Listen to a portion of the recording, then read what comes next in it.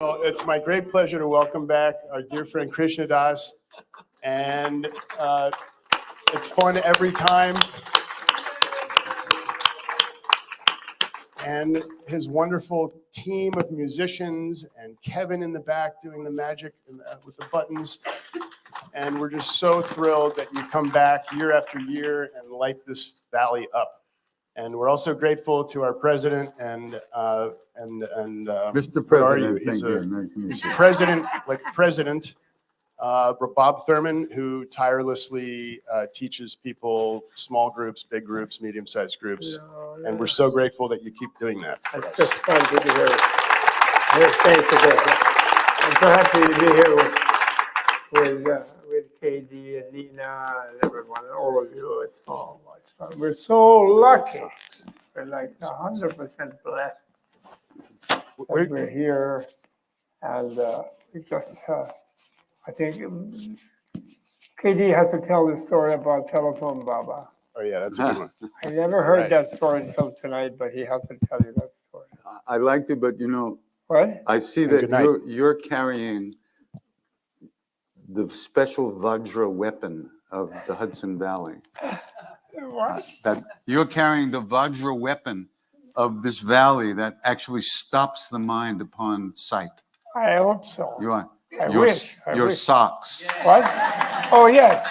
Yeah. Well, one of my sons gave them to me. They're called Happy Socks. There you go. And I do like them, I must admit. I Kind of can't light stop and stuff. looking at them. And we really need. My mind won't go anywhere else. It's just okay. I don't know. Bob and I were talking about something, and I remembered a story that I was told. Of course, somebody else told me it didn't happen that way, but that's just the way it goes. So there was a young man who became a doctor, and he came to Maharaji. This was up in the mountains in India. He came to Nim Karoli Baba, and he said, "I'm a doctor now. What should I do?" And Maharaji said, "You should go to the villages and take care of the people in the villages because there's no care for them and they don't have doctors." So along with everything else he did, he would constantly go out to the villages and take care of people. And he was a good man. So one day the doctor's brother came to see Maharaji at one of the temples nearby, near Nainital, called Hanuman Gadi. And as soon as Maharaji saw the brother, he said, "Quick, go find your brother and tell him to get to the hospital right away." And he's, "No, you have to go find your brother and get him to the hospital." So the brother goes to his brother's house and he finds him there and he says, "You know, Maharaji just sent me here and he told me that you have to go to the hospital." The doctor said, "Why? I have a little cold, but otherwise I'm fine." Anyway, so he went to the hospital. He walks in the doors of the hospital. He has a heart attack and dies. While this is happening, Maharaji goes walking around, and one of the things that Maharaji did, he always talked. He was almost never quiet. So he would repeat the same thing over and over. So he's going, "Doctor's a good man, gonna die. Doctor's a good man, gonna die. Doctor's a good man, gonna die. Doctor's a good man, gonna die. Doctor." And he's walking around going, and he goes to see another Baba who was very well known at the time, and his name was Telephone Baba. And he was called Telephone Baba because the local people believed that he could speak to the gods. If you had a problem, you asked him, "Baba, please," and he would have a conversation with the gods and everything would be okay. So Maharaji goes up to him and the Telephone Baba is sitting on the ground. He used to live on the street, wander around. He had a little shawl. That's all he had, nothing, And he had jata, the long hair, big hair. So Maharaji goes to him, he said, "Doctor's a good man, gonna die. Call Vishnu." So Telephone Baba takes his shawl like this, not picking up. "Doctor's a good man, gonna die. Doctor's a good man, gonna die. Call him again, call him again." Garuda says he's alone with Lakshmi. Maharaji goes, "Fucking around with Lakshmi when there's work to do." So Maharaji grabs Telephone Baba by his hair with one arm and picks him up off the ground and says, call Shiva. Good. As soon as he did this, the doctor sat up in the hospital. Oh, I love it. I really do. We need the miraculous. Yeah. We And totally do. and the compassion. I mean, What? And the compassion, Yes. the kindness. I mean, that's all he did was all he did. It's so amazing. It really is great. I was talking to this Guru Daji. Has anybody ever heard of him? Daji? Daaji? Did you ever hear of him? I think he's not so well known. Some few people do. He's a guru, has a ashram near Hyderabad. Mhm. And I told him that I was talking to him about Maharaji, and he was looking very serious about that. And then he looked very puzzled because I said I used to pick up people who needed to go to the hospital in Nainital, and I would come with my You did, yeah. I come in my Volkswagen yeah. from Almora Yeah. and stop at Kotani. And then somebody would come and I'd take him to the hospital. But then, and I saw Maharaji across the bridge and down there, sitting Yep, there. down there. The guy with the blankie. Yeah. The guy with the blankie. But Blankie. because of, our thing with Richard Alpert, Yeah. we somehow never came in, so I never met him. Mm. So then he looked at this. I said I was very disappointed. And then I told him, I said, till I met him, I did meet him.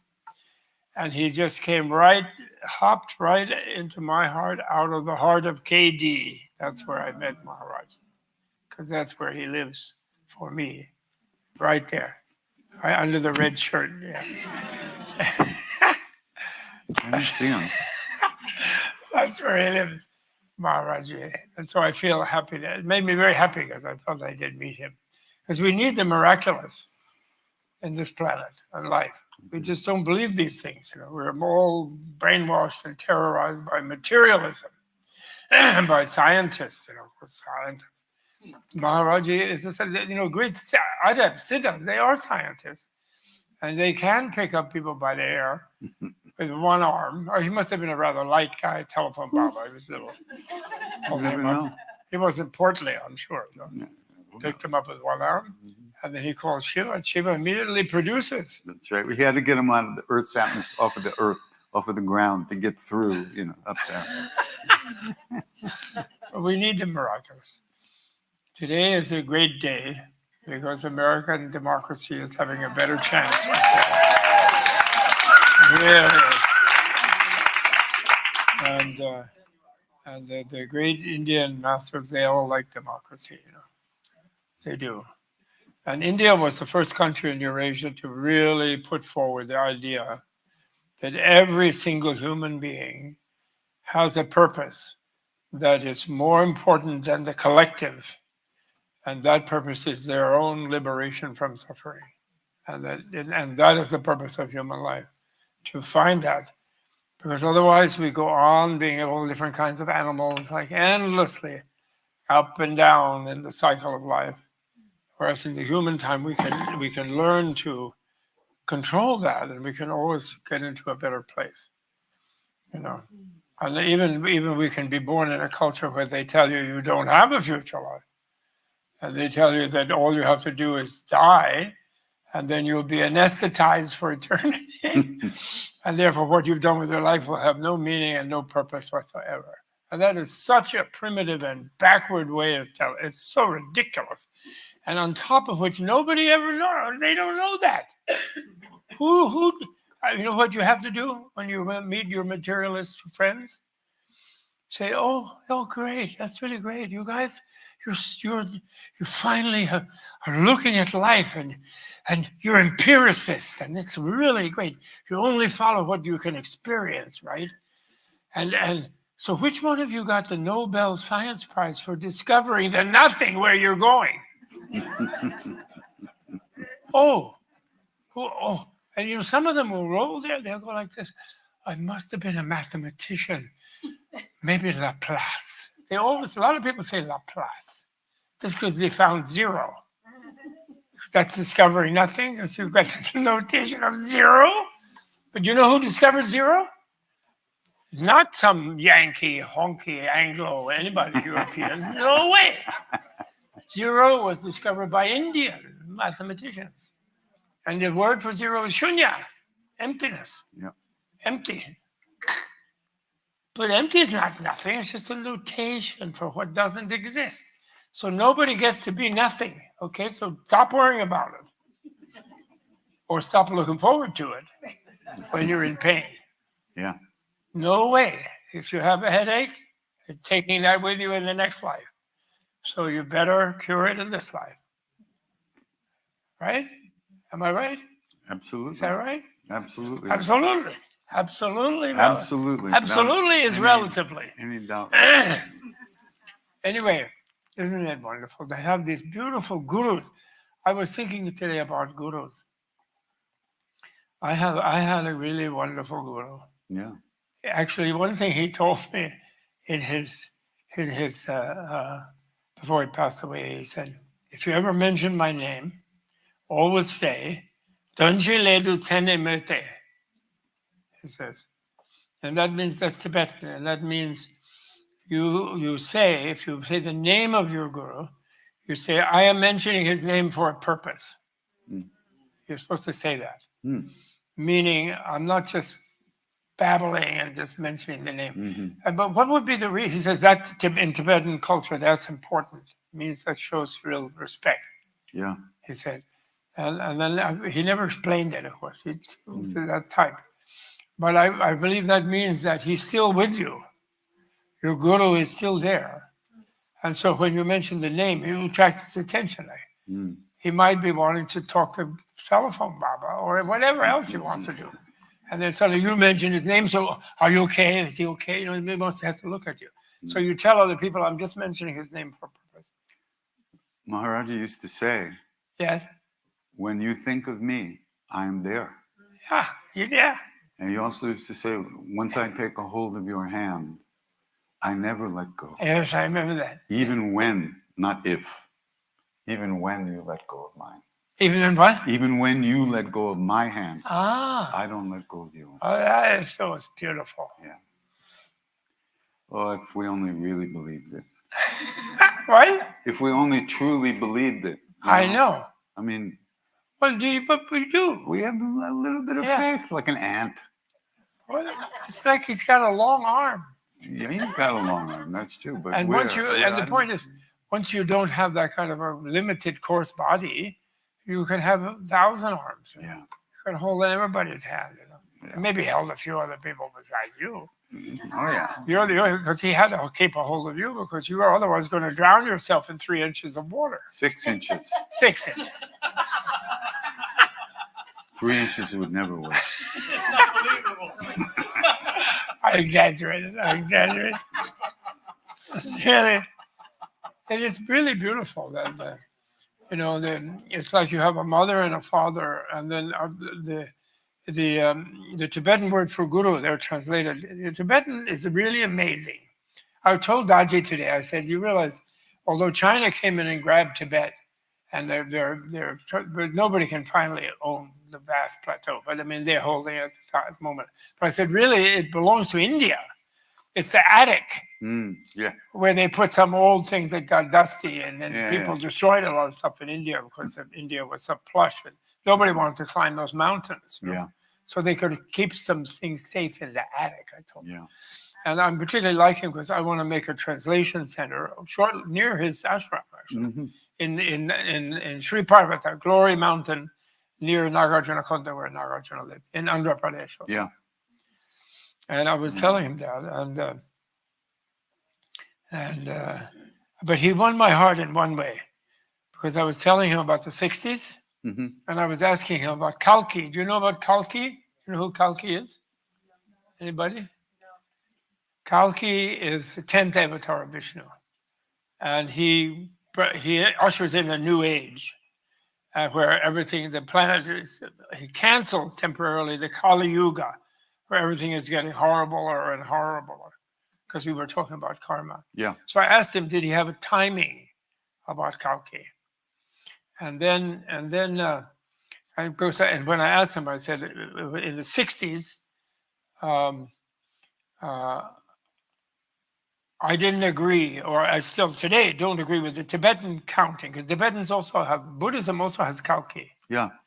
And which you know that, right? Maitreya, right? Same as Maitreya? No, Kalki. Kalki. Yes, I didn't know Kalki. that. Rudra Kalki, his name. Rudra Kalki. Rudra Kalki. Rudra. And you know that because Brahma and Hanuman are working in his army there. Yeah, sure.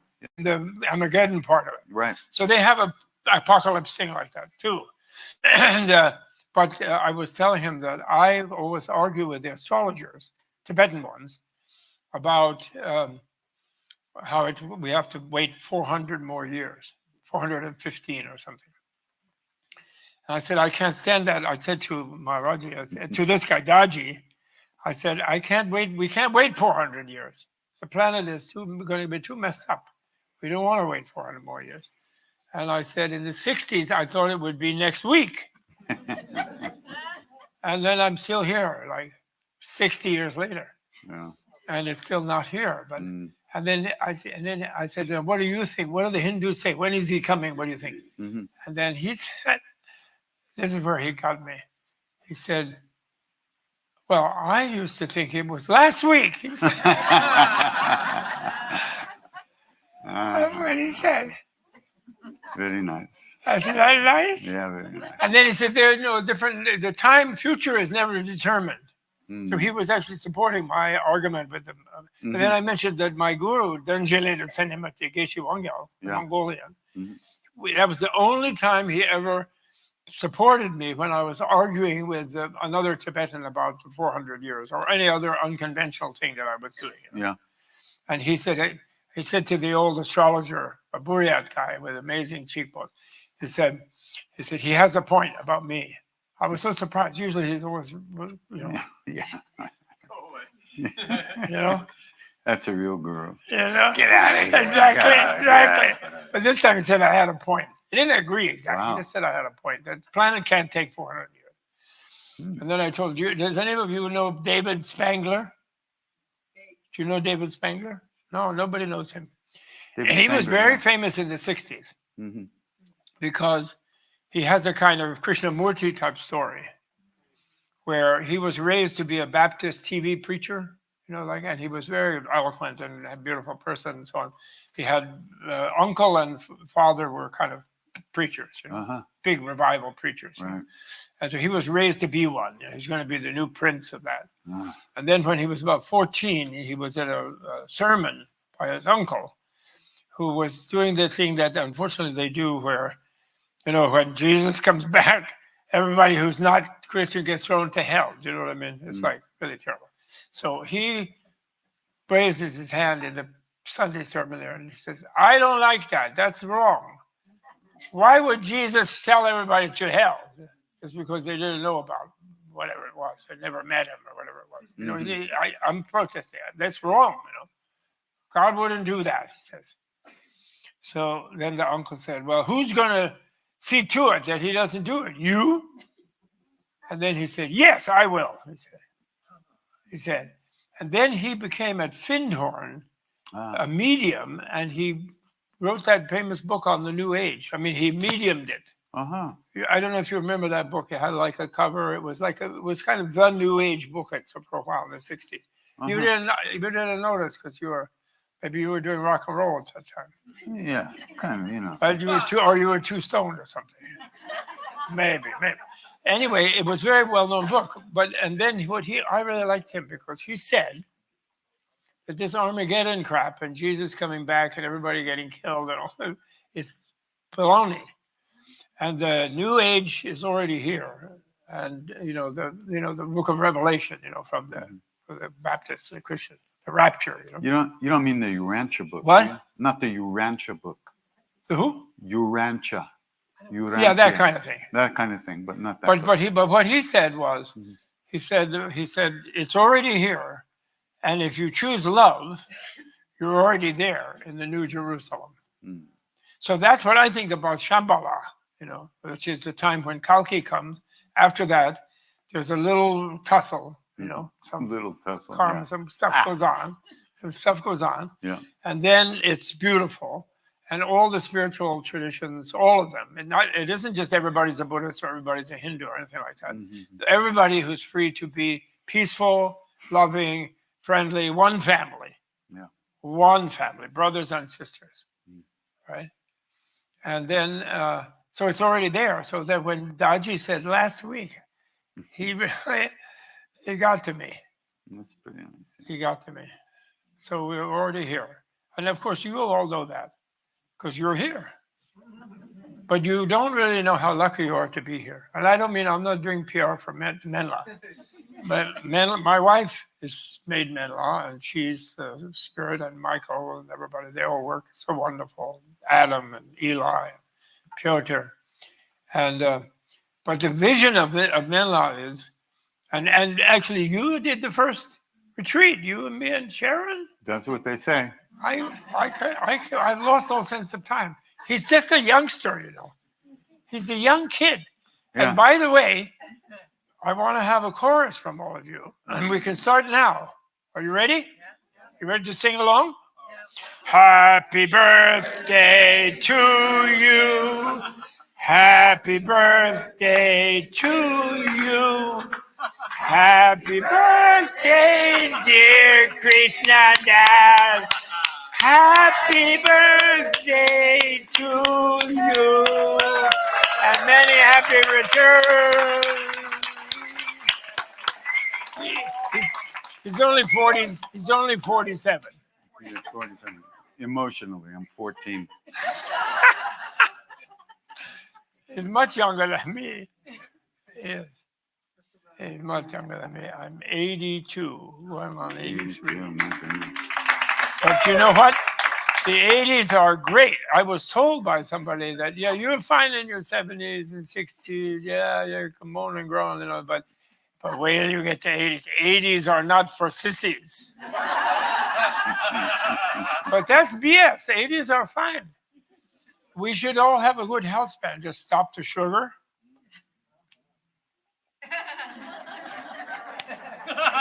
Chocolate with stevia. On my Stevia birthday- is fine. With what? Stevia. What? Stevia? Stevia. Yeah, Yes, no, stevia. stevia. It just grows. You can grow it in a flower pot on your windowsill in New York. It's very good, and it doesn't give you an insulin spike, and it has no calories, and it's 20 times sweeter by weight than sugar. Yeah. And it's another nice thing the plants do for us, like they're producing oxygen and so on.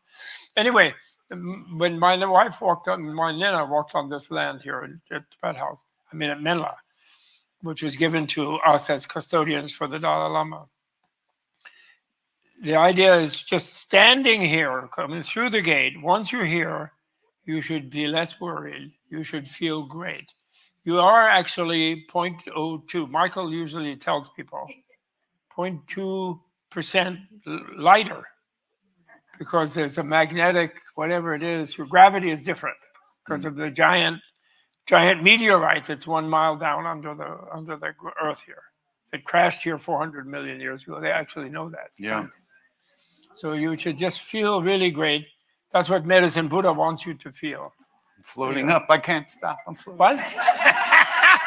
I remember actually the first time you were here. Yeah. And Sharon was there. I remember that. Really? And you were kirtaning and chanting and whatever. You were going, oh, Krishna. You were just going wild. And Sharon was waiting for her turn to talk. And you just didn't stop. And you didn't stop because you were so great. Oh, you were feeling of so. course. Yeah. It was so. You were feeling so good. I remember that. And you said, "Well, this place is like that. It's special." You said. I didn't even notice at that point, but you said. Oh, I did say that. You did. You said. I did. Yeah, you used it as an excuse for carrying on. Sharon and I, we were very good together. She liked to hear me sing, so I sang. I know. I like to hear Anyway, her. I like to hear her meditate. So You like to what? I like to hear her meditate. I know. That's true. I do too. Yeah. And then hear about how she managed it in the airplane when it got stuck on the runway for 46 hours. You know, once she veers into one of her stories where she was doing mindfulness, you know, in the airplane. Sharon and I, when we get in, we don't drive anywhere together. Because if we're in a car together, if I'm driving, Yes. we get lost. Really? Every time. It's extraordinary. When we were in Colorado in Crestone, we were at a retreat with Sokni Rinpoche. Yes. And we had to get from the front of the building to the back of the building. We got lost. Really? Yeah. You And we got on it. Not only did we get lost, but the road we were on ended, and there was no way to turn the car around. Oh, God. We had to we stopped. We didn't know what to do. We had to back out at 2 miles an hour. It took 3 hours to get out of there. Oh, no. All we had to do was go around the house. It was crazy. So That's funny. between mindfulness and kirtan, you can't drive a car. That's really nice. I'm doing something with her by Zoom, though. She doesn't like to travel now. I know she doesn't like to travel. Doesn't like to travel. She's great. I call Nina. her loving kindness. So, Nina, you're going to do Hanuman tomorrow? What are you doing? Day after. Day after tomorrow, Saturday morning. Wonderful. Nina. I'll never forget the first time I saw Nina chanting was in Maui. Oh, yes. And I freaked out. No, I did. I thought it was Ananda Mahima. I thought Ananda Mahima had come back to life. If you know who that is. Who was a great Indian saint. Really? Yeah. Nina. Nina Mahima. What? Nina Mahima. Nina Mahima. That's right. Or Ananda Ninama. Either one. Nina met her on a railway train when she was traveling with Tim Leary. Ah. Ananda Mahima. And it's in the 64, Uh-huh. 65. And they had some conversation. But I forgot what it was. She gave her a name, actually. Gave Nina a name. But it wasn't Trinoyani. That was the Gayatri Devi gave her that name. Uh-huh. But Trinoyani, which means one who has 3 eyes. Uh-huh. But she gave her name, but Nina will have to tell us because I forgot what it was. She did meet her. So I was familiar with her picture. You do. You are like her, Nina. You really are. You very much are. I'll take your word for it. Okay. I think I talked enough now. Aren't you going to sing? No. No? I want to hear you talk. What? I want to hear you talk. That's You all I do? want to do. Where's my book? Here. There's your book. Well, I don't really Oh, want to talk. You know, I'll tell a story though about Taratuku, one of my great teachers. Taratuku was a great Lama who was the abbot of the Gyuta monastery. And His Holiness assigned me to him, and I had to move to Dalhousie from Dharamsala, and to work on translating some Tibetan books on Tantra, because he was abbot of the Tantric monastery. Mhm. And he didn't know English. And he was very proud of it. And he said, all the lamas who learn English get ruined. He said, they cater to the English people. They all forget everything. They're terrible. He said, it's really great that I didn't learn English. He was there.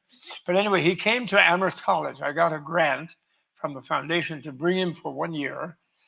And he taught by me translating in various classes at Amherst. And he observed the people at Amherst. It was so marvelous. But anyway, he was having trouble in an interreligious class that we did with a wonderful professor named Johann Weinhofen, who had been originally a Dutch Benedictine monk, and then he became converted to Judaism and left the church, converted to Judaism. And but then he became a professor, and he was, comparative religion professor. So he was trying to explain to Taratuku about the Last Judgment.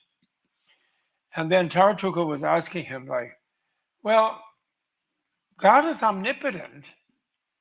Why does he need, and he was telling us how expensive a grave is near the Wailing Wall or in Jerusalem. They're really expensive to be buried there. Because apparently they're the first people who get up in the time of the Last Judgment. And they get judged and taken to heaven, of course, if they're good, whatever. Yeah. Right?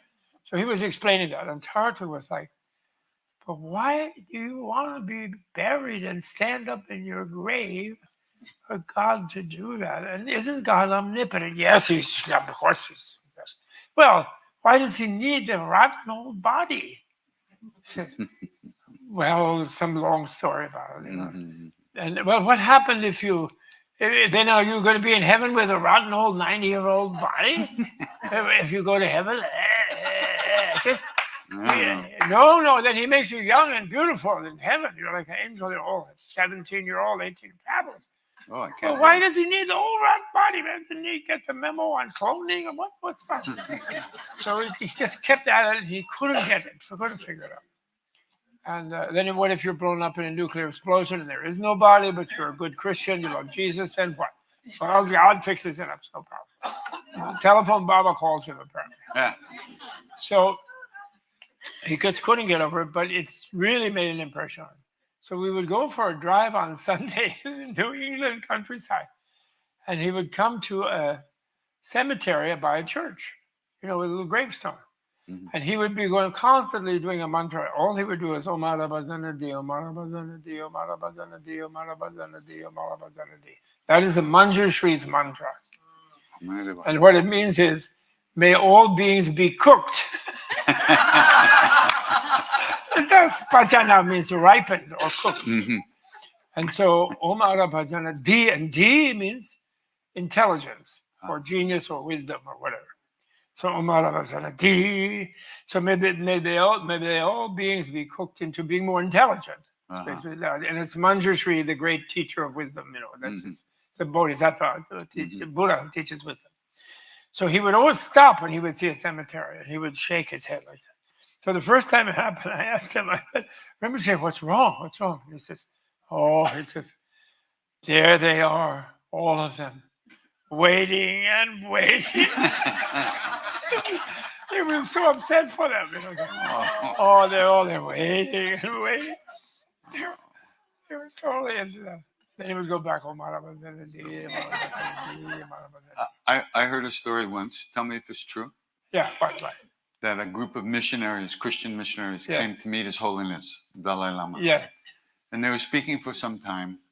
And then they said to him, "Your Holiness, what's your idea of sin?" Okay. Sin. So he was quiet for a minute, and then he looked at me and said, "It's kind of a Christian thing, isn't it?"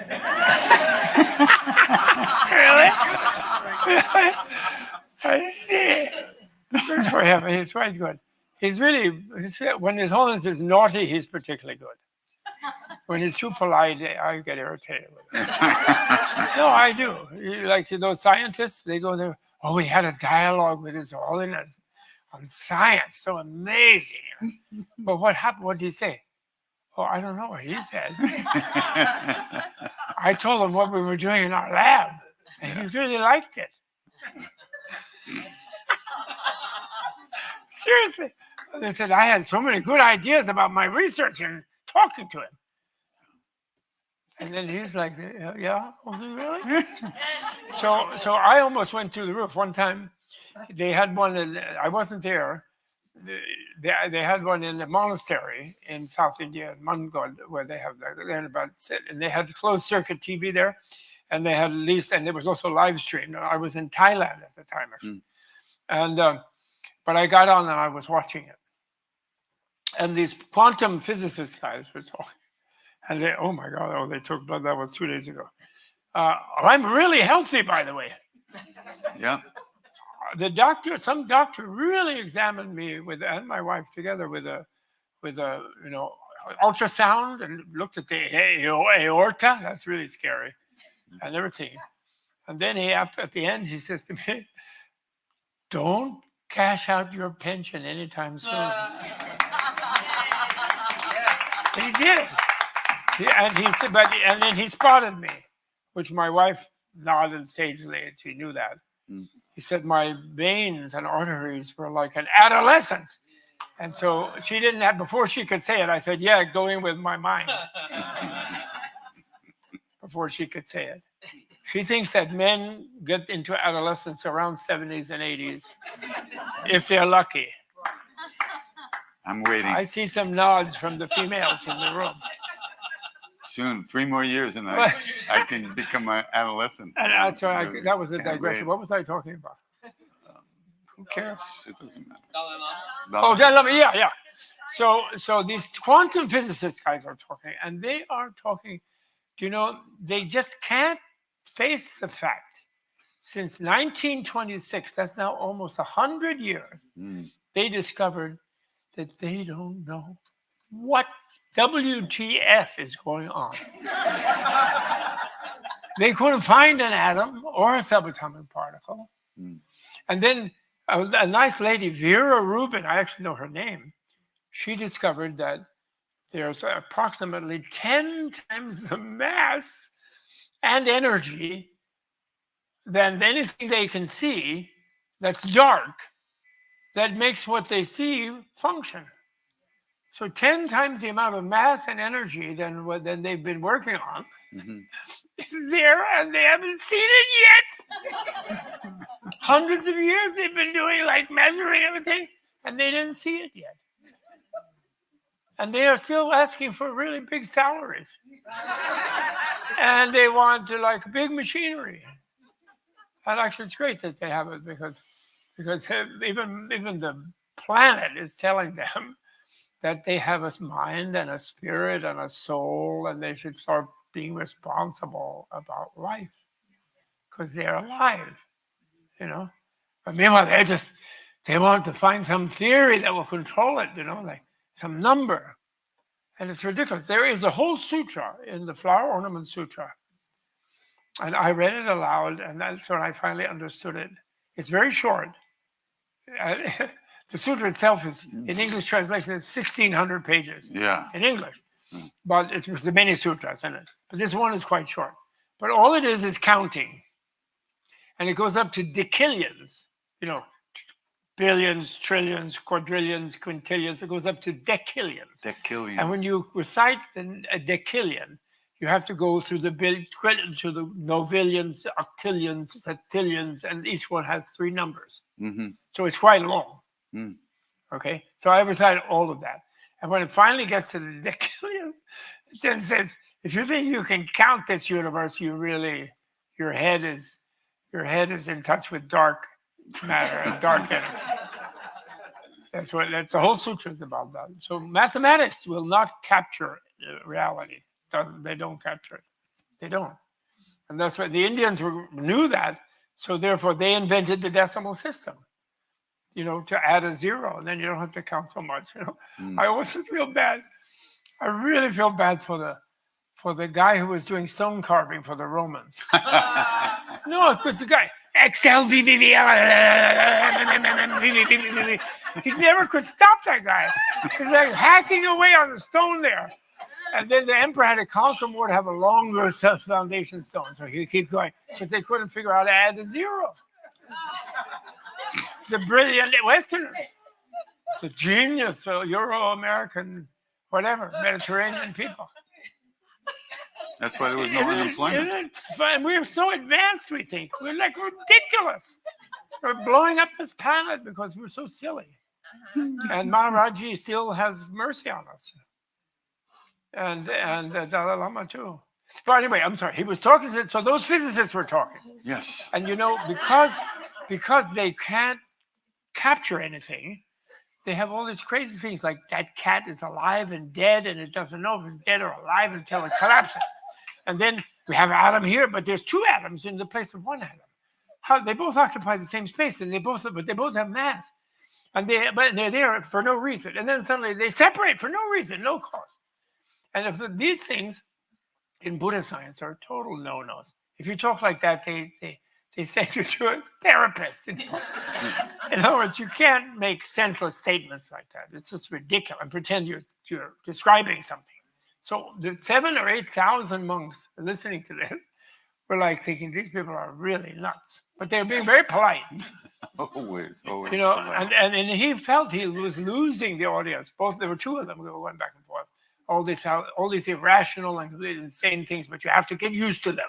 Yeah. So he felt that. So then he was looking nervously at His Holiness. He might be losing His Holiness too, who was also looking very polite.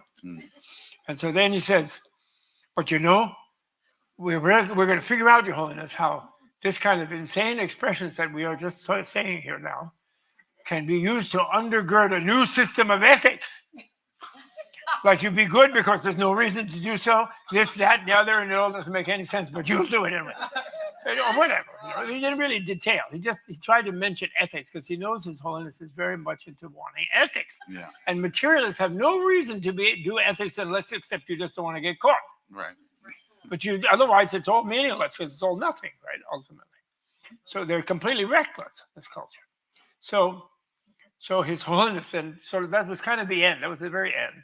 And then he was kind of taking some breath. So then His Holiness said, wow, if you could get ethics into this, he said, I'm going to give you a scientist guru hat. And all the Tibetans who knew what the joke was going to be, probably, they were going berserk with laughter. It was a huge laugh. And the physicists couldn't quite tell what it was about. But they were going along being good sports, like, ha, ha, ha. They weren't sure what this was going to lead. Then he says, then there's a pause after the laughter. And then he says, and there'll be a lot of holes in that hat. And then again, huge laughter, whatever. And then they're looking like, oh, well, we're in a tropical place, maybe like those Australian hats, ventilation. They're thinking of ventilation in the scientist guru hat. And then finally, His Holiness gets a little real. And after the next post, he says, to go along with the holes in your theories. And then everybody's applauding. Oh my God. And so, of course, they're kind of trying to be good sports. Yeah. But I'm in Thailand and I had a broken foot. So that's why I was watching instead of doing some tour. I had messed up my foot and I was but I almost jumped to the roof. I was so delighted. Finally, he had to say something really great. I was really pleased. Usually he shushes me up, He says, you guys, former and future life, you don't have to think about it. That's our Buddhist business. It's not your business. Don't worry about it. We're just talking reason here. And then Nirvana, never mind about Nirvana. So then when I'm there, I would say, but Your Holiness, don't we think that's part of reality? So, he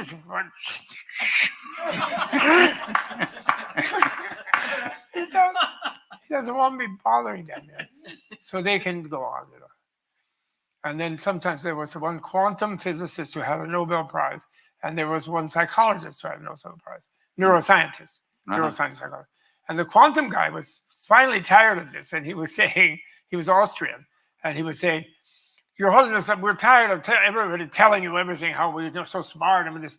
You have to tell us what do we do. We don't know what's going on, he said. We have no idea. You please tell us. And then the neuroscientist, we do know. He was German, so you had a German Austrian. They really went at it. His Holiness was trying to calm them down. It's okay. They were both Nobel Prize. Wow.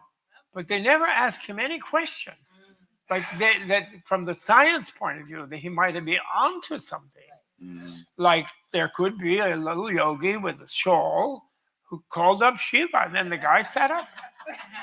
Seriously, I know a pediatrician. Did I tell you that story? No. Already? I know a pediatrician. I'm sorry I'm talking so much, but he kept saying he wanted me to talk. I know you want him to sing. I want him to sing, but he wants me to talk. So I'm talking. Anyway, I met him. He's a pediatrician, very nice guy, and he came to Menla. I met him in Hawaii. Uh-huh. We had dinner. He's dealing with the children of my friend. But then he came over here to Menla with his wife. Then we were having supper in that little room there, the little storeroom there. And he says, we start talking finding out each other's stories. So he jumps right in. I want you to know, I died when I was 16, he said. We said, oh, what happened? He said, well, I grew up in a fundamentalist church in California, a very serious Orthodox Christian church. And then I was doing a summer program at 16 of taking kids in Guatemala on nature hikes out of the slum in Tegucigalpa or someplace, and I could go for a walk in the hills, Mm-hmm. And then I stepped in a thing that looked nice and smooth like sandy. It was volcanic ash quicksand. Oh, And I sunk in there and died. wow. And it took them hours to get me out. Whoa. They had to find, wood and ropes, and I don't know how they did it, but they got them out. And they put the body there. But see, I was there the whole time, and I saw everything that was happening. But I was in a river of bliss, Oh. of sheer light bliss flowing around, swirling around in this river of bliss. I was so happy. But I saw what was happening with my body, and all the people were upset and the whole thing, and I was aware of all that, but I was in bliss. He says, and then I was it was like a stream, and I was going along on it. And then I came to like a piazza, like in a Latin country, you have a plaza. And there was a fountain in the plaza, and who was leaning against the fountain but Jesus? And then I asked him, I said, well, how did you know it was Jesus? He said, I was in church, I can recognize Jesus, he said. And then he says, Jesus said, well, it's a bit early. You said what? It's a bit early. Oh, Because he was 16, right? yeah. But, all right, type of thing. So then that made me think a minute. He said, well, otherwise I was just in this river of bliss, he said. I wasn't worrying about anything. But then that made me think. And so then as I was sort of swirling across the piazza and Jesus was there, I then spoke to him and I said, well, I'm really happy. And Jesus was kind of gesturing me to go on down the river, of bliss.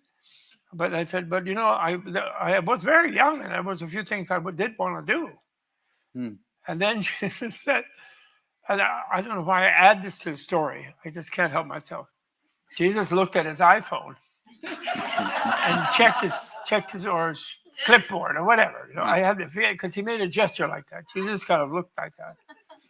And then he looked up and he said, well, it's a bit late, he said, because I know he'd been dead for several hours. Yeah. And then he said, well, okay. And he waved his hand like that. And bam, I woke up my body sat up in the tent. Oh. And that's like hours, because they pulled him out of the thing. They took him, washed him off, put him in the thing. He had a tag on his ankle. A tag, yeah. To be sent, mailing address back to California. Really? And then he sat up. Oh, wow. And he tells me the story. Amazing. And then he decided to be a doctor.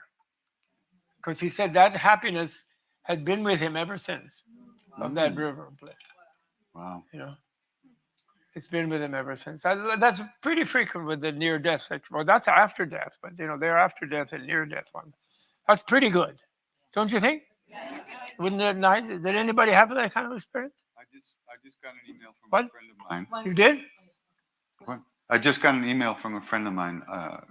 She lives out west, and she had severe vertigo for a year. Oh my God. And she couldn't get out of bed. Every time she moved her head, she got nauseous. She had to lie like in a dark room and everything. Oh. So there was one period where she was alone for a week. Pretty much her husband took the kids away.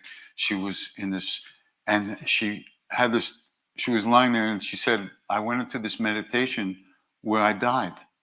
I saw my body die, and it was perfectly fine. And then I came back and I lost all the tension and fear and anxiety that I had my whole life and everything. And then gradually the vertigo kind of went away. Wonderful. And then she's just living a whole different kind of life right now. It's like Wonderful. amazing, Wonderful. Things happen. Yes. Anita to other people. What? These things happen to Yeah, other they do. people. Well, yours happened. Mine happened already. Last I just week. can't remember it. What? Yeah, that's right. Well, Exactly. okay. It all happened last week. It all happened last It's happening week. right now, but we're just distracted. That's all. It's happened to everybody, even people dying, living, being born, whatever. It's really there. Daji was saying, he was saying that because he knows that Nina. He knew right away that Nina was sitting with me in the Zoom, and he knew that she's very upset about the violence, in Israel and Ukraine and so on. Yeah. Very upset about it. But and then, does any of you know what October 7th is? Yeah, sure. Do you know? And of course, it's the horrible Hamas atrocities. It's a horrible attack. 1,200 people, sort of terrible murders and all. But you know what the day is? Does anybody know? The media will never say it. They're so stupid. They have no research. It's Putin's birthday. Oh. And Lavrov was just in Iran. And the trigger was pulled by the Iranian Ayatollah. You should know that. Mm. And the Hamas people who pulled the trigger, who then reacted, and the Hezbollah people on this side, Yeah. they sacrificed their whole population. They know that. Yeah. It's the most right-wing government Israel has ever had in its whole history. The most ferocious, unrealistic government they've ever had. And so that was the birthday present for the monster. Mm. It's important to know that. You realize when you hear that, you understand something. The guy, Ayatollah himself, hates all his own women, right? They're killing their own women. They've killed hundreds of them, for not wearing the burqa or whatever it is. You know that. So this violent, dominant thing, it's the last gasp. The only thing we can take from it that's wonderful is it's soon over once these idiots, everybody sees these idiots on Facebook. Finally, the people will have had enough. The regular people who just want to have breakfast and lunch and dinner, maybe, or even just one meal a day. Yeah. Don't you think so? Yes. Are you all hopeful? Yes. Don't be scared. No. Anybody. He's on the way out. What's that? He's on the way out, I think. What? He's on the way out. They all are. The male, chauvinist, crazy, patriarchal. Problem is solved if I can just lose my temper. And if I'm in a position in some old-fashioned, obsolete structure of oligarchy of some kind, divine right of kings, whatever left over from it, then my bad temper will kill millions. Yeah. I mean, that's just not possible any longer, right? It is totally ridiculous. Democracy is the only thing. Chaos. Dalai Lama tells the story. He was so happy when he went to India in 1956. He had been to China in 1954 at the demand of Mao. Mao took him to the Chinese parliament. It was dead silent. Nobody breathed in that parliament. They just waited to see what Mao would say or what Zhou Enlai or something. But nobody, there's total silence. Everybody just looking at the leader, terrified. And then, so we visited there. And then Nehru got him out for the Buddha Jayanti in 1956. And Mao reluctantly let him go on the basis that they would come right back. But then he took him to the Indian parliament. And the Indian parliament, Dalai Lama walked in and was screaming and shouting and climbing over the desk and practically pummeling each other. It was like wild chaos. And Dalai Lama was so happy. Oh, I like democracy. Oh, democracy is really great. He's been saying that ever since Dalai Lama. Okay. Yeah. I think so. All right. Well, I vote that maybe it's time to sing. What? I vote that maybe it's time to sing a little bit because they're tired. Yes. They'll all pass out if I keep talking. I'm also tired. What? So are you going to sing Manjushri Namasamgit? Let's do it. I've been trying for decades to get him to play his harmonium and sing Manjushri Namasamgit. I really like Manjushri. Manjushri is the crown prince of wisdom. And he said, there's a thing, he says, Navajadara, Srimat, supreme tamer of those hard to tame, the hero victorious over the three worlds, Lord of secrets, the adamantine Lord. His eye like an opening white lotus, his face like a wide open lotus, his hand again and again brandishing the excellent thunderbolt, was along with the retinue lords having ripples of furrowed brow and so on. Their thunderbolt. Anyway, never mind. That's English. That sucks. Okay, right. Now listen. Atta Vajradaraha Sriman Durdanta Damaka Para Triloka Vijayi Viro Guyarat Kulisheshvara. Kulisha, you know what that is? Kulisha? Kulisha? No. The thunderbolt. Oh. It's a Vajra. It's also some other thing that males think about.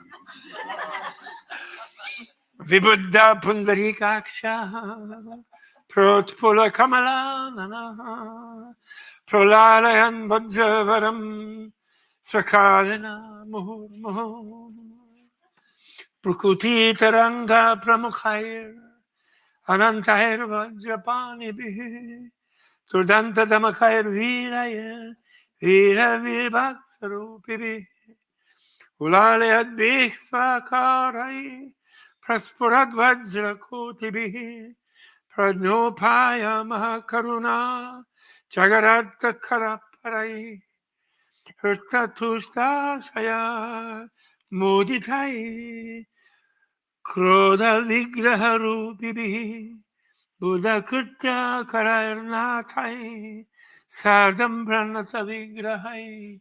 These are all, the hike is all the instrumental, because all these Vajrapanis, there's hundreds of them, they're asking Buddha to teach them the hymn of the names of Manjushri, like the Chalisa, but on Manjushri. Okay? And then finally, then Buddha responds to them. I'm skipping it because it's all instrumental, you know. Ata Shakramunir Bhagavatam Bhagavam Sambuddho Dviparottamaha Nirnamayatam Spitam Svajihvam Svamukhat Shubham, his own tongue shining from his mouth, his tongue. Buddha had a huge tongue. What's a sign? In case anybody's claiming to be Buddha, they have to touch their hairline. And then the tongue will cover their entire face. Whoa. A huge tongue. Something about it, Buddha. It's one of the 32 signs. Smitam Samdarsha Lokanam, showing his smile to the world. Apayatraya Shodhanam, when a Buddha smiles, then all the hells and the Pretalokas and the animal kingdom are completely purified. They rise to the human level, all animals. Trailokya Bhasa Karunam Chaturmarari Shasanam Trilokam Paryantia Brahmya Madhuraya Gira Pratyabhasate Guhyendram Vajrapanim Mahabalam. So he talked to Vajrapani. He said, Sadhu Vajradhara Shrimam Sadhu te Vajrapanaye. Mean good Vajrapana. You asked the question. Yastvam Jagad Hitataya, for the sake of all the migrants, for the benefit of all the migrants. You realize the beings we translate out, shitty translators say being, but the Indian word Jagat means a goer. Goers, yeah. Because everybody is a migrant. You think you have a passport and a visa and a birth suit, they're all migrants. And how do you migrate? By dying. Then there's no visas, no passports. You find a good mom as a human if you've been a nice human person. But you're a migrant. Tatsadu deshayam yeva esha aham te guhyaka dipa. You're the Lord of secrets, so I'm going to teach you, you good guy. Shanu tvam, listen, you. Ekagramanas, with a one-pointed mind. Tatsadu Bhagavan iti. So then that's what Bhagavan said. So then he says, then this is a different audience. I don't forget that.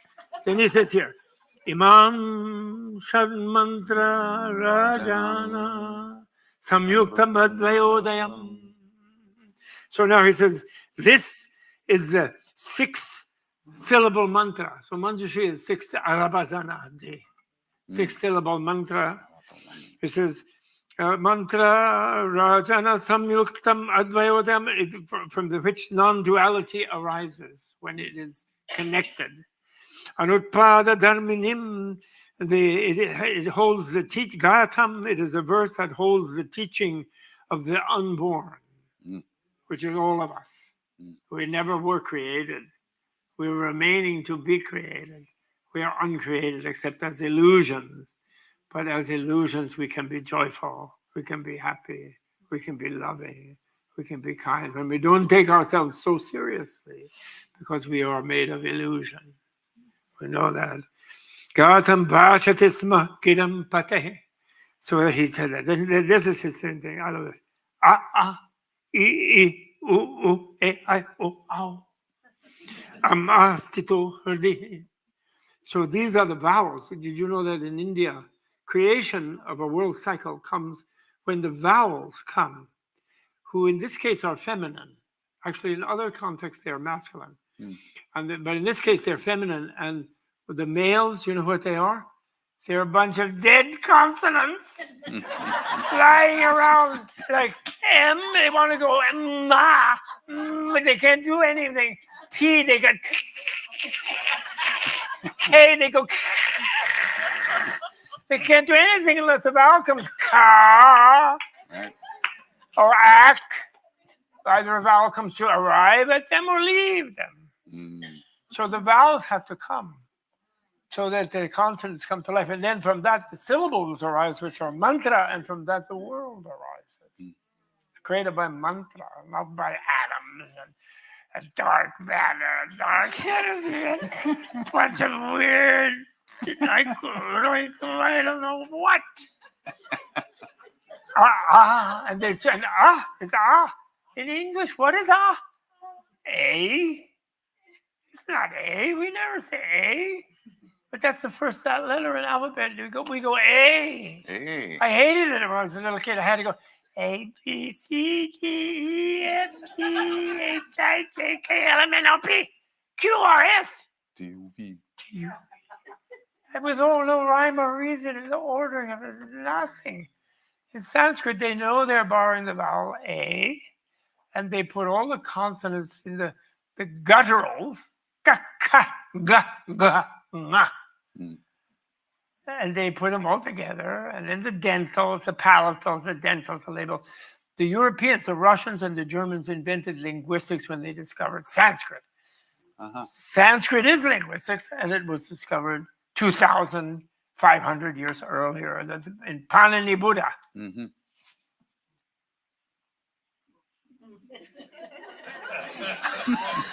That's Panini. higher culture. That's all I'm saying. You guys are here. You're Indophiles. You're Panini Buddha. Bhaktiwalas. And this is Bhakti for a genius insight. Yeah. So he says this, and then he says, Om. Om is A plus U. O is A plus U. It's therefore secondary. A, I, U are the first ones. E is A plus I. Long A plus I is I. Long A plus O, U is Au. Oh. I was so happy when I discovered Tibetan and Sanskrit. Some people who know what's going on when you're flapping your lips and flipping your tongue and breathing and doing that. Some people actually know what it is. So Indian people, they're going, la, la, la, la, la. The ladies on the different porches talking, la, la, la, la, la. When you first hear them talking, you think they're having a fight, but they're just talking. Right. They have much more vigorous speech, right? They don't mind. They don't have a fist fight right away like they would in an American bar, you know. Om Bhajatikshna Dukha Cheda Prajnana Murtaye. The body of intuition and wisdom, cutting off suffering with the sharpness of the diamond. That's what it is. Jnanakaya Vagishvara, the God of speech, who is the body of intuition. Don't ever believe that women's intuition is not the highest wisdom. Knowing by being what you know, so you don't need a circuitous reason. So when he says, why do you think so, dear? Because he doesn't listen to you and believe you, just tell him to take a hike. Yeah, and I know because I'm the one who's always saying, are you sure? Are you sure? You're sure that's right there? Let's double check. Yeah, and then she gets irritated. Why does she get so irritated? I don't know. I'm just trying to check up. Because I'm much slower. Janakaya Vagishvara Arapachanayati Namaha. Okay, that's enough. Bad singing. But then my point is bhakti. This is bhakti.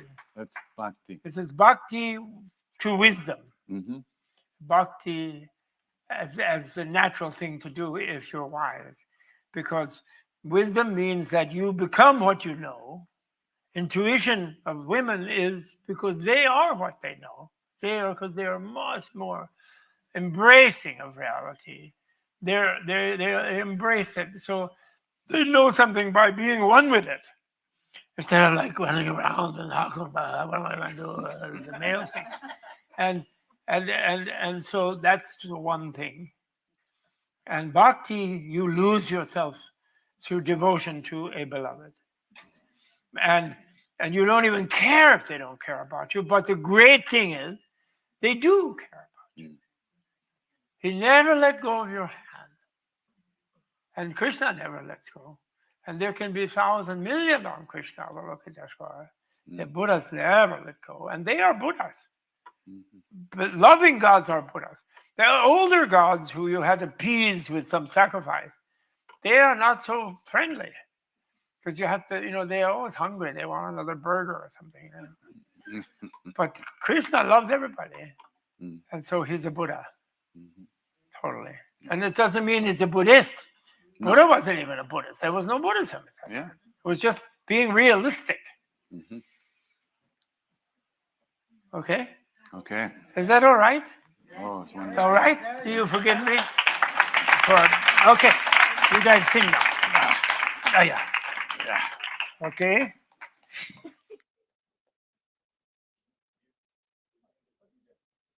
Taking out because you have it from.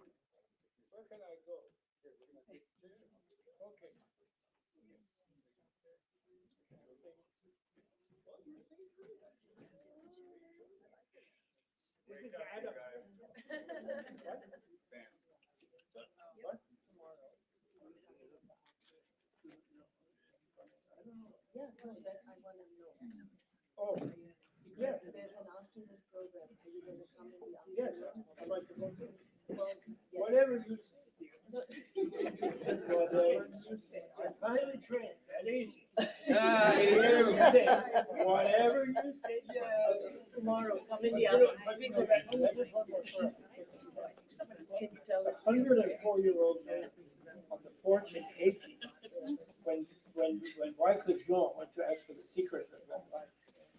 And he said, "You want to know the secret?" He went to the store and sitting on a porch. And Wycliffe said, "Yes, what's the secret? How do you get to be held?" And he said, "You see that lady sitting over there next to me, who's 103? He said, "Yes, I do." He said, "Whatever she says, I say you're right here." That's the secret. Secret along the line. Okay. What thing should I come? 3:30 tomorrow. 3:30. Thank you. Okay.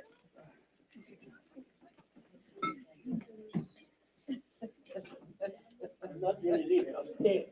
Okay. The thing, but I'll be over on the side. Where did they put my chair? Okay. And I might slip out before I get too exhausted. Okay. And David Nick there, Mr. Mindful playing the guitar. And the cello man. What's your name? No. And hi. What's your name? Arjun. R2D2? R2? What? R2D2. Arjun. Nagarjun. Arjun. Who achieves his aim. Arjun. Mark. R2D2. R2. I have to call you R2.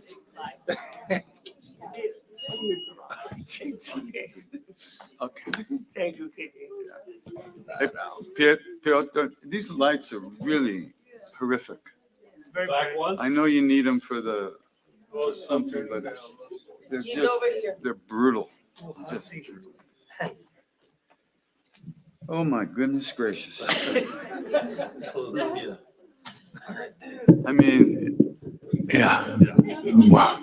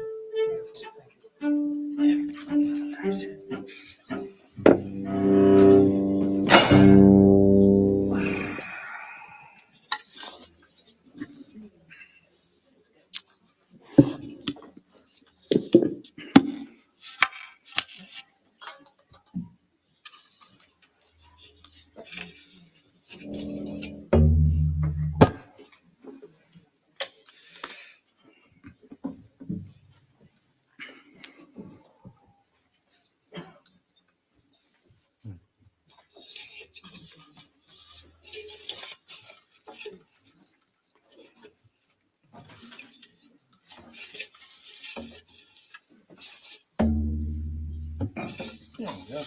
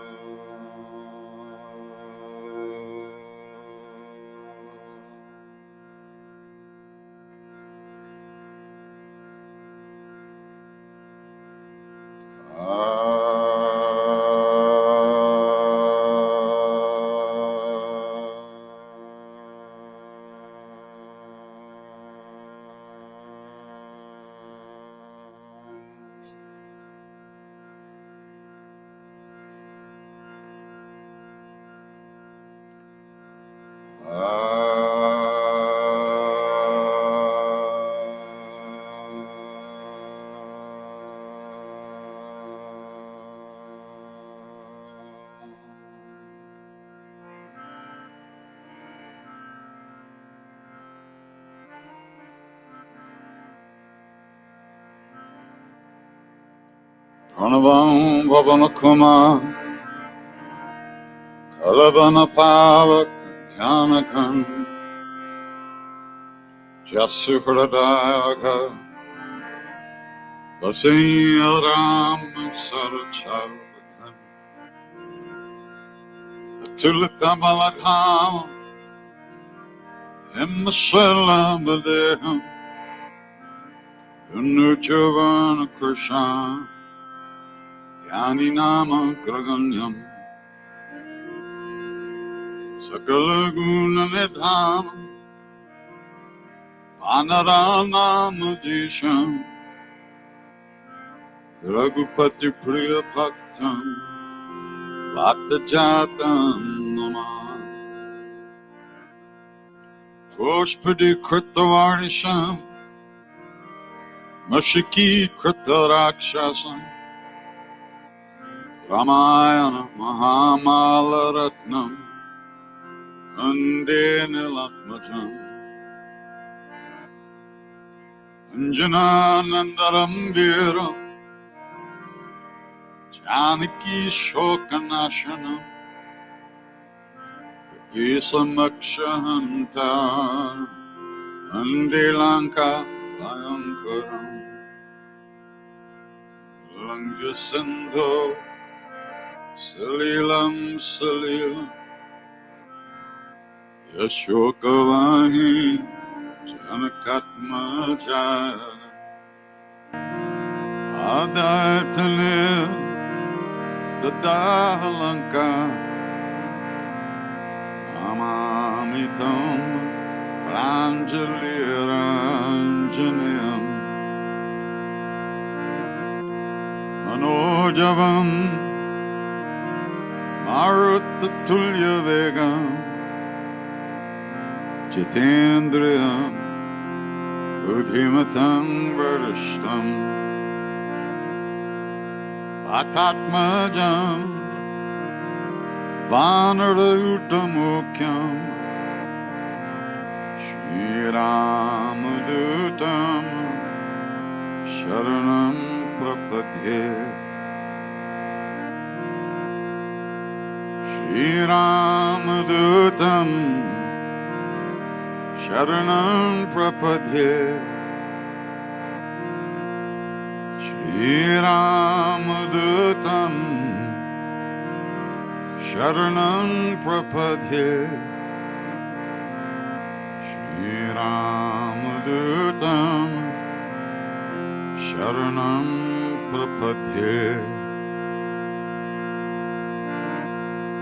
Anjaneya Matipatalanam Kakshanadri Kamaniya Vigraham Parijata Taramula Vasanam Bhaveyami Pavamananandanam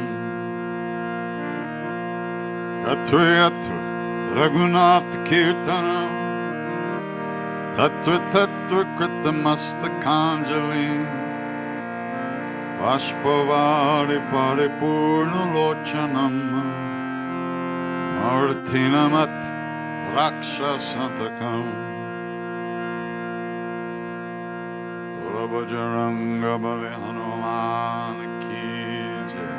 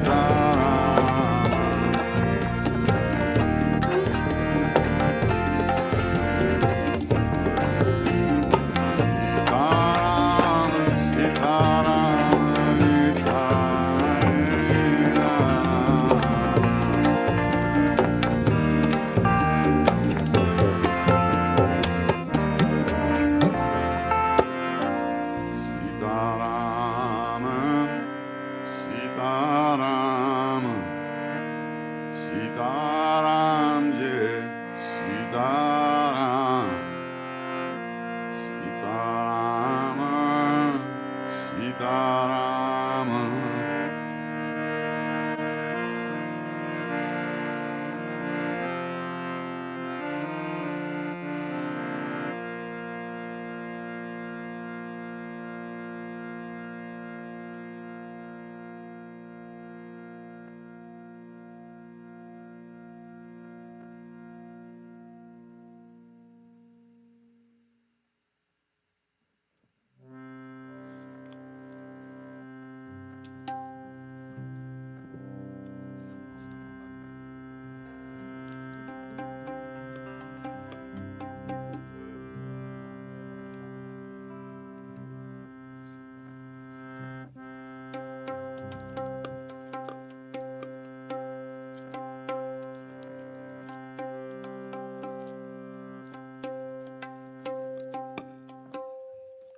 So I'll introduce the band officially. On cello, Noah Hoffeld.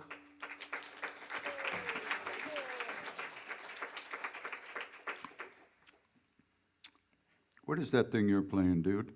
That electric guitar guy? David Nickturn. Nina Rao, playing the universe. And then welcoming back to the family. He's been away for a while. Mark Egan. And my partner in crime, Arjun, R2D2. Muji's sleeping soon. Yeah, he's sleeping.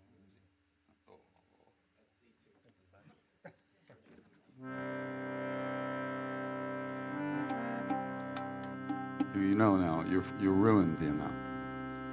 It's R2D2 forever.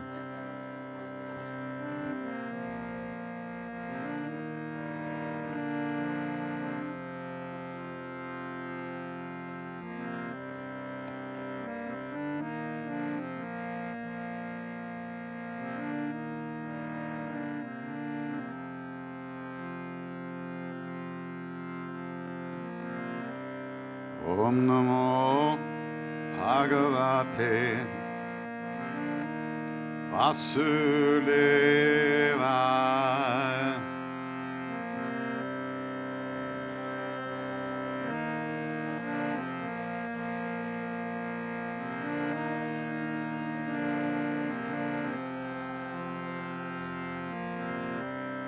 Om Namo Bhagavate Vasudevaya.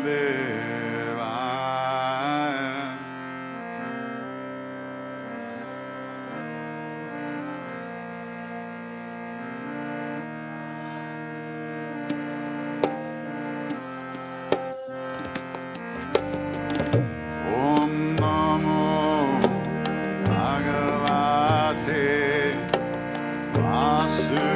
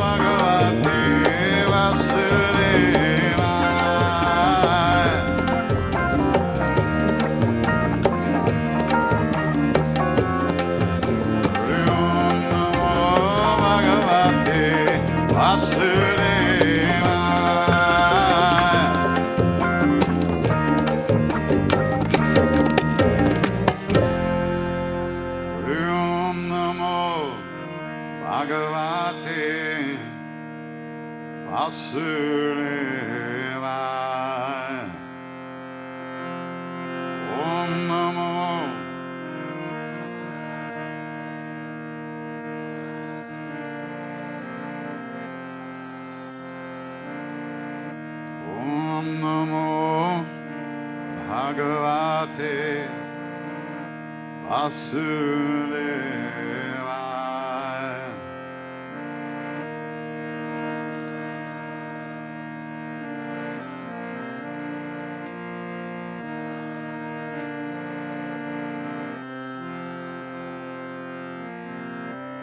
Om Namo Bhagavate Vasudevaya.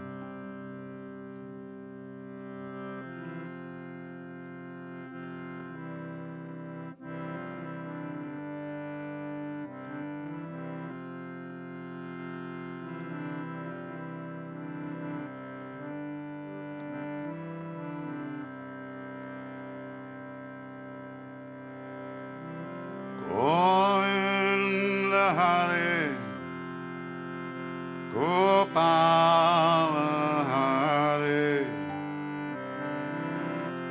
He Prabhu Dinadala Hare.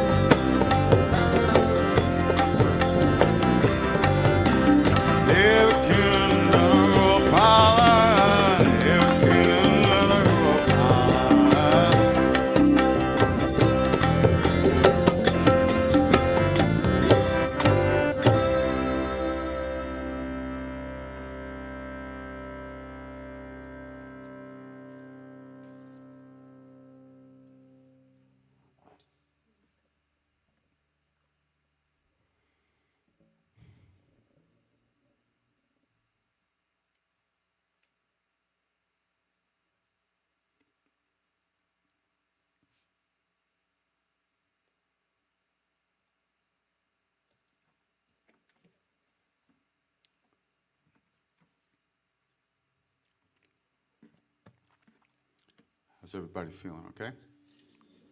Getting tired?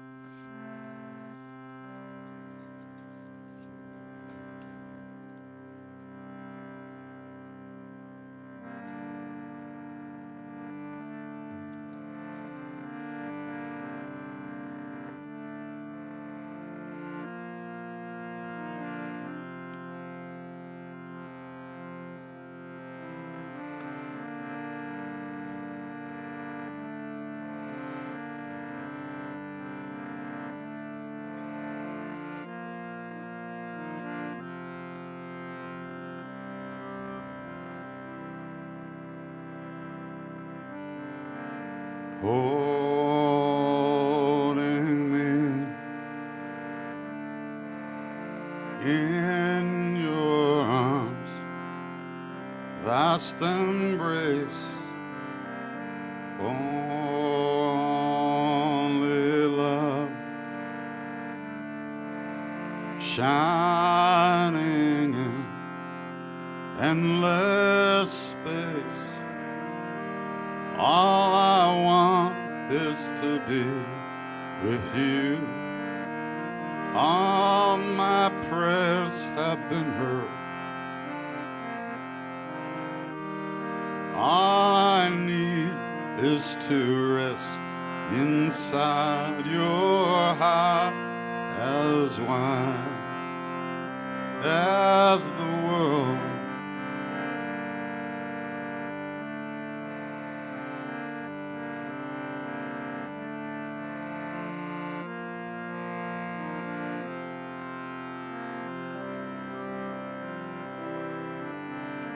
I looked away, your beauty, too much to bear. Where could I run? Your eyes, I find them everywhere. All I want is to sing to you the song that no one has heard. All I want is to rest inside your heart, as wide as the world.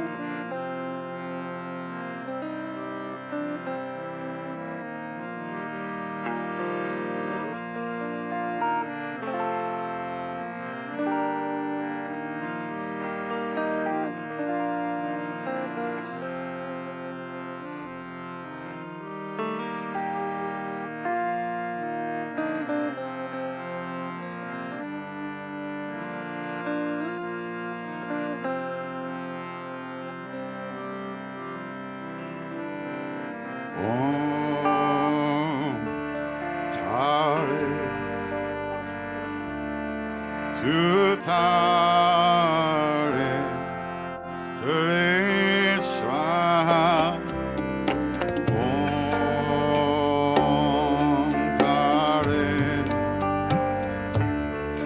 too tired to raise my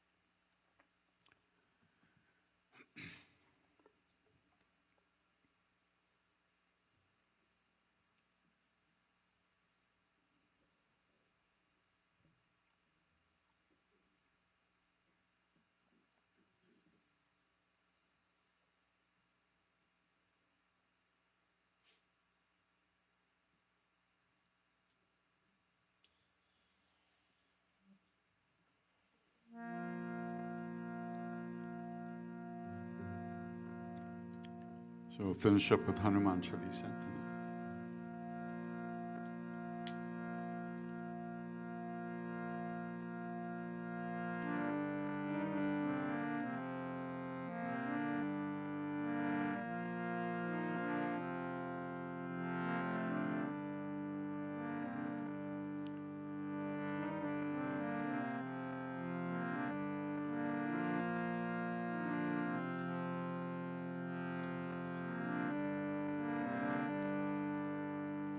Calling out to hungry hearts everywhere through endless time.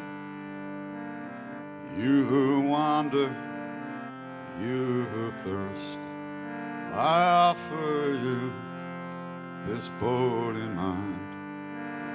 Calling out a hungry spirit everywhere through endless time.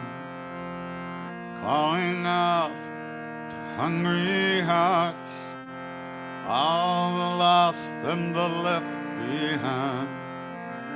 Gather round and share this meal, your joy and your sorrow, I make it mine.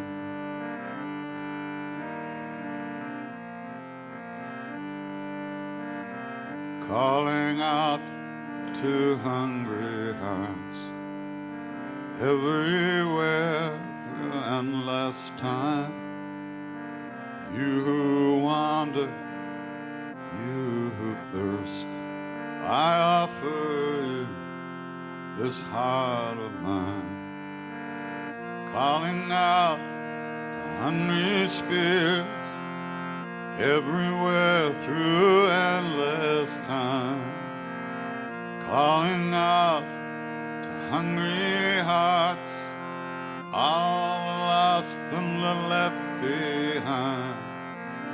Gather round, share this meal, your joy and your sorrow, I make it mine.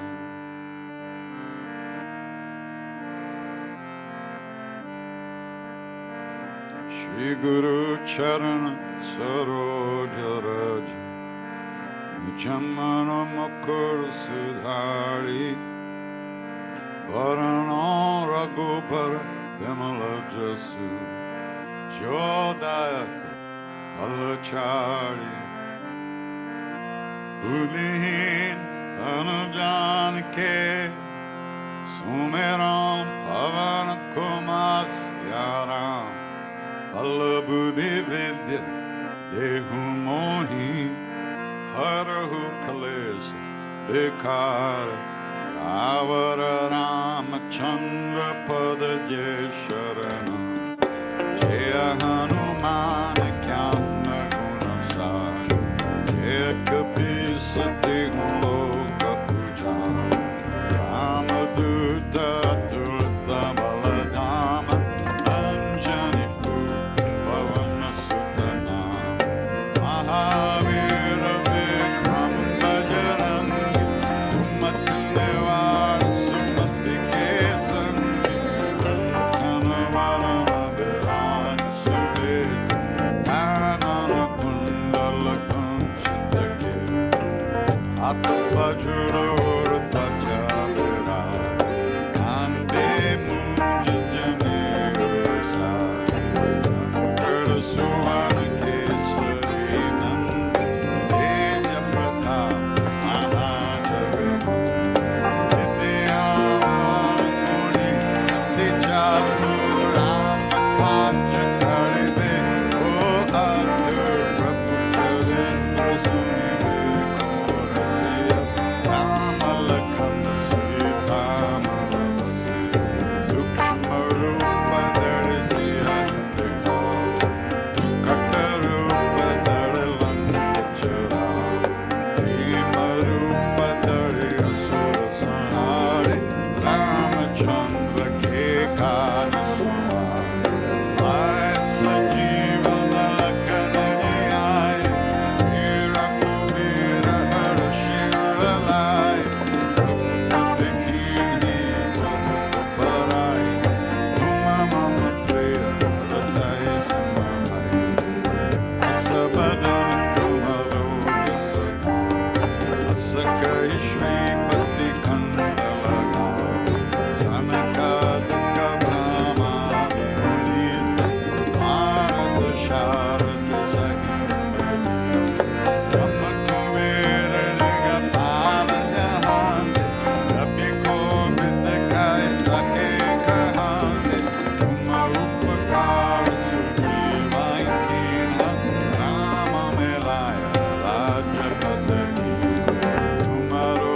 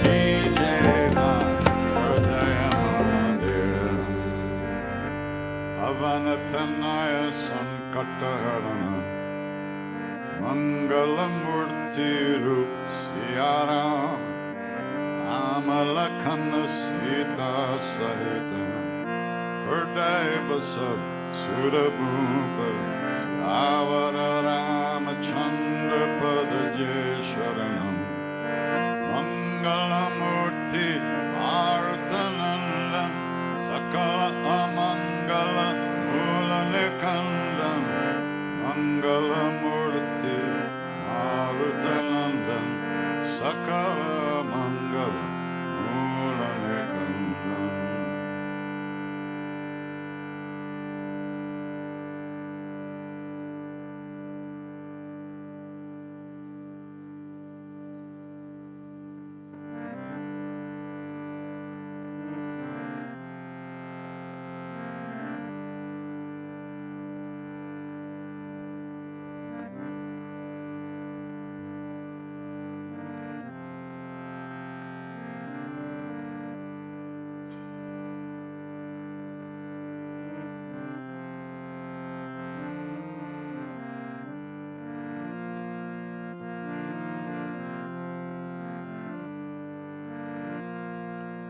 Loka samasta sukhino bhavantu.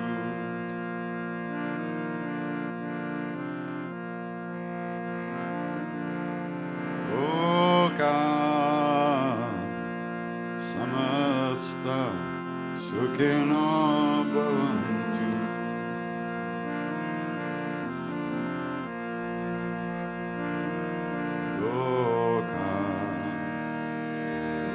Samasta Sukhino Bhavantu Loka Samasta Sukhino Bhavantu.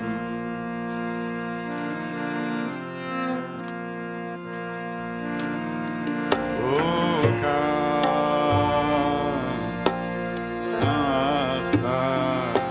Sukhino Bhavantu.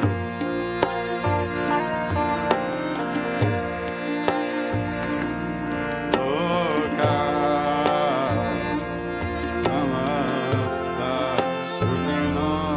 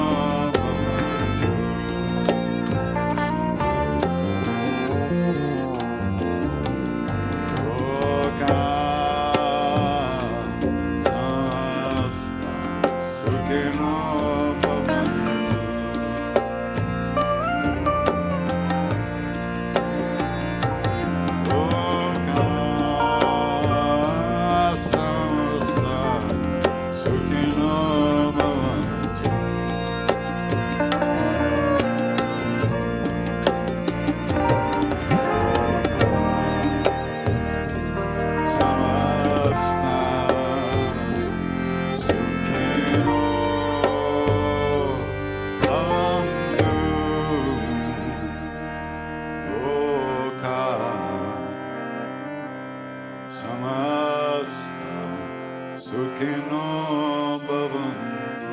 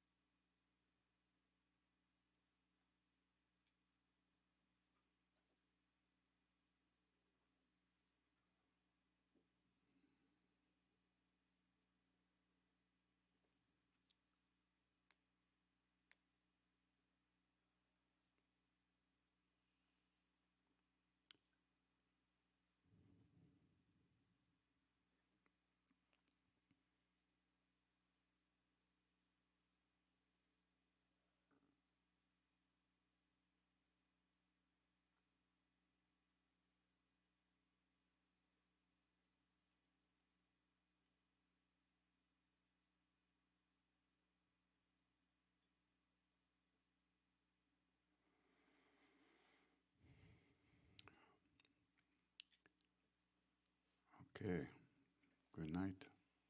Sleep well and see you mañana.